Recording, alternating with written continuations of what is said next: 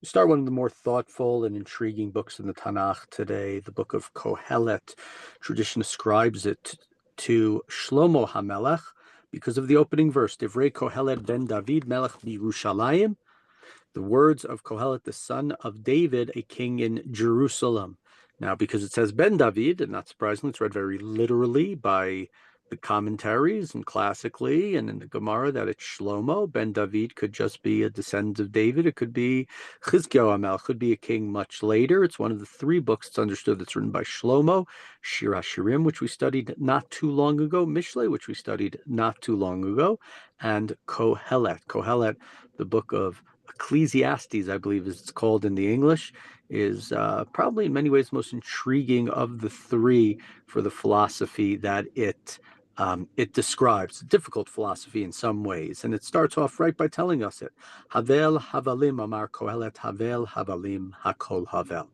So hevel, what does hevel mean exactly? A vanity, a breath, a fleeting moment. My English here says utter futility, said Kohelet, utter futility. The key is hakol havel. Everything is futile. Everything is pointless. And he explains why. What's the real value for man in all of his work and everything that he gains under the sun? Right? So, man, we come and we work and we work. And what does we tell us in verse 4? Dor holech v'dor ba v'haaretz la'olam omedet. One generation goes, another one comes, but the earth remains the same forever. Certainly, there would be many of the scientists who, in today's day and age, say that is not true. But what it's saying in this book is nothing changes. You try to do X, you try to do Y, you try to do Z. It doesn't matter. Dor holech v'dor ba. The last generation came, the present generation comes, the next generation will come, the generation of after that, and the world remains. It's omedet. It's not omedet in the sense that don't worry about climate change. It's omedet in that it stays the same. And we'll see that more as we continue with the book. V'zarach and even v'zarach hashemesh uva shamesh. The sun rises and the sun sets and glides back to where it rises, right? Everything is the same. It's just a cycle that goes back. Holech el darom in verse 6. V'sovev el tzafon. Sovev, holech haruach. V'el svivotav shav haruach. Southward blowing, turning northward. Ever turning blows the wind. On its rounds, the wind returns.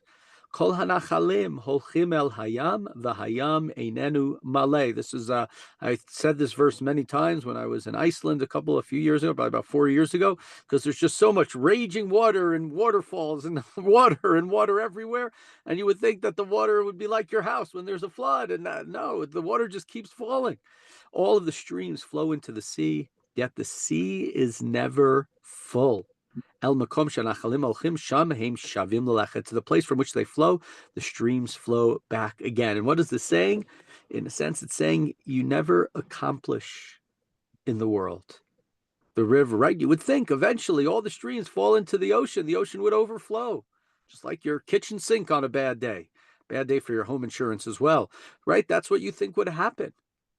But that's not what happens. We pour water and water is falling and water is falling. Everything just goes back and all of the work is pointless. And he says that.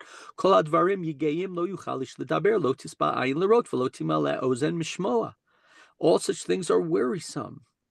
No man can ever state them. The eye never has enough of seeing, nor the ear enough of hearing. In verse 9, V'ein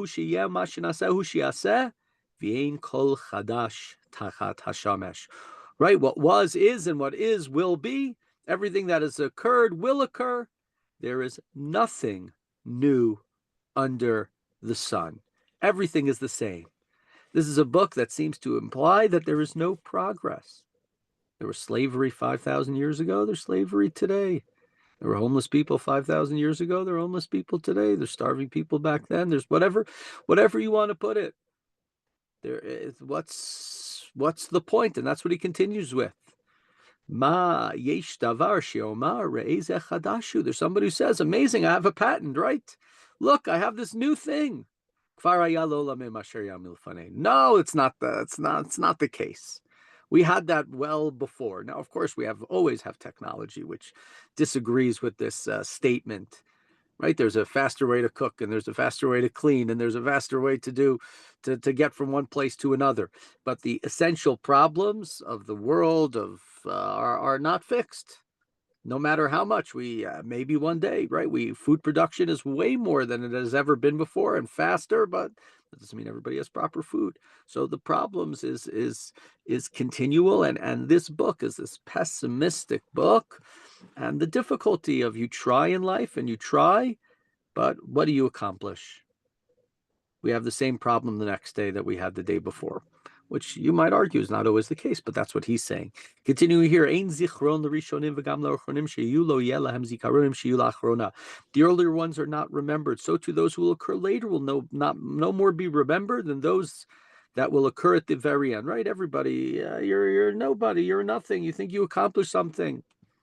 You don't really make a difference in the world. Yeah, there are a few people. There are the Albert Einsteins and the Louis Pasteurs and the Jonas Salks, and on the other side there's the Joseph Stalins and the Mao Zedongs and the Adolf Hitlers.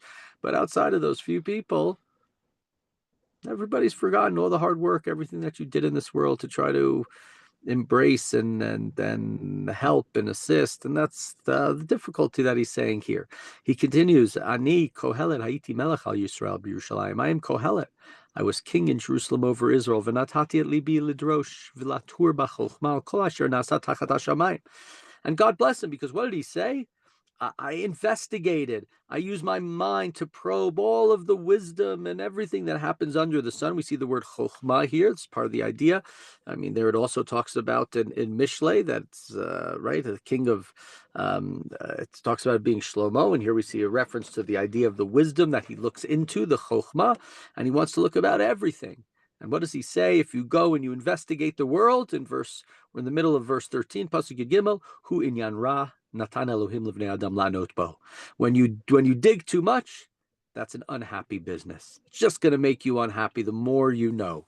So usually we say knowledge is power, and we compliment Shlomo for his great wisdom, his mishalim that it talks about in the book of Melachim early on, and the mishalim that presumably are in the book of Mishlei, his beautiful poetry and Shir Hashirim. But here he says it's just a waste of time to think about these things. It's just going to make you unhappy. As we know the phrase, ignorance is bliss. I've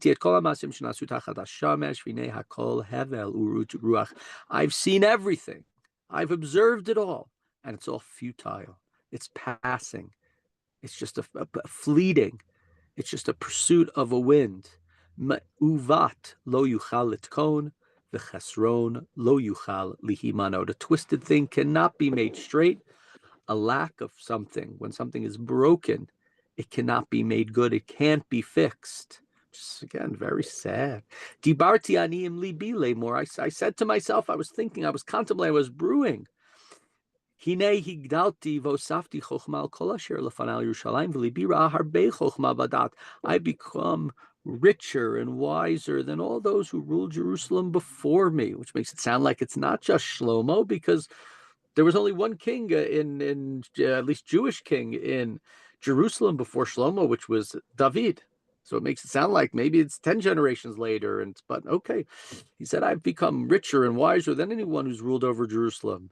And I looked and pondered and I studied every book that I could find. And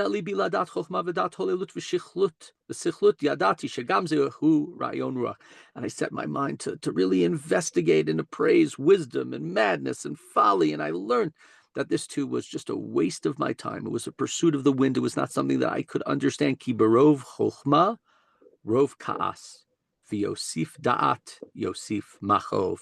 For as wisdom grows, vexation and anger grow, and to increase learning is to increase heartache. It's a very difficult chapter. It's a difficult book. It ends in a difficult way in this chapter. I think more than most, it's not quite the ending of a chapter that is pushes people to study and learn Torah.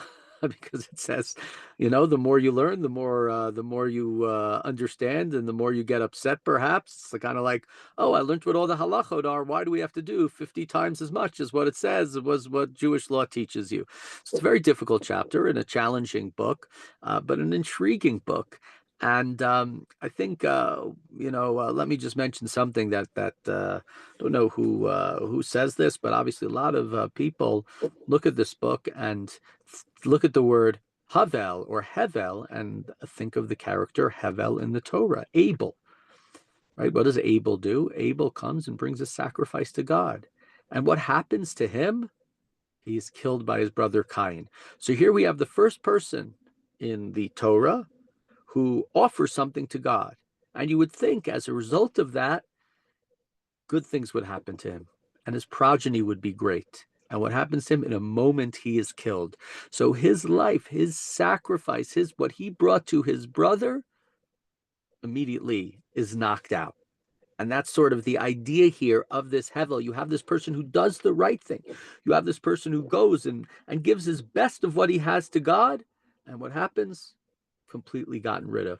So those, and there's much more to say about that, but just to introduce the idea of a lot of people, to an extent, looking at the life of Hevel, short story of the fratricide at the beginning of the Torah, of course, and how that sort of is a platform or a story that demonstrates some of the ideas in this book. It doesn't matter what you do, it doesn't make a difference, and you are in a sense forgotten and you don't get anywhere. And those are the sad ideas in this book. One of the great questions as we look through the different books and the rabbis discuss this and debate this is, why is this book in the Tanakh? Why is it here with all this pessimistic viewpoint? This is not a way. Shlomo doesn't promote his yeshiva by saying, right, Yosef Dat, Yosef Machov, right? One who increases knowledge, increases suffering. This book is not very helpful where it says, the problems that were, the problems that are. What's the point of getting out of bed? What's the point of doing anything if we can't make any lasting impression, whether it be not for the entire world?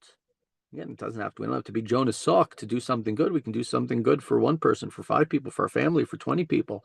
But what this book seems to be saying is that you don't make a difference. And that's a great difficulty in this book and some of the issues that we'll discuss over the next, I believe, 13, 11 or so chapters. Forget exactly how many chapters there are in this great book, the book of Kohelet.